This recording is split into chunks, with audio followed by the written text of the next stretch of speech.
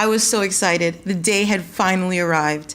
I had a meeting scheduled with my supervisor to discuss my fieldwork, and I finalized my plans to conduct research in an informal settlement. I laced up my shiny new techies, and I was eager to implement my thoughtful and thorough research agenda. I take the bus to the township, where I'm greeted by Temba, my guide, who will lead me to my very first community meeting.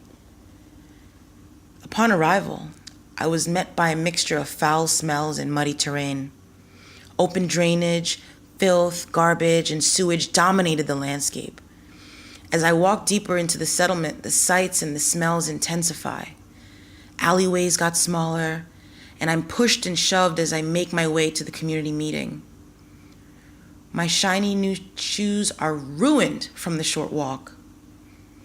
And because I had been holding my breath to avoid the stench, I became lightheaded, and I began to panic from the hustle and bustle around me. The sight of my ruined new techies helped me to realize how incredibly unprepared I was for this journey. I finally get to the meeting, and the foul odor slightly improves. There were about 30 people in a room that was no bigger than my living room. As I listened to the community leaders talk about the conditions in their neighborhood, I realized that my ideas about the problems that they faced was totally different from their reality. It was a complete mismatch.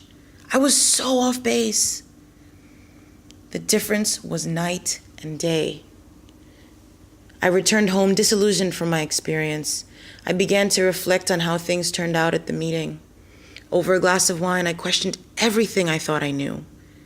I reviewed my list and tore it up in a fit of frustration and self-doubt. I refilled my glass of wine on my comfy couch, and I thought about my guide, Temba. What was he doing at this very moment? My lived experience was so different than his. Who am I to impose my ideas on what's best for his community? The next day, I gather my thoughts and readjust my approach. I realized that my previous lived experiences affected how I engaged with my research. And I knew that I needed to change my approach if I were to successfully engage in this process. Now, I'm going back with ears wide open to listen and to learn from the community.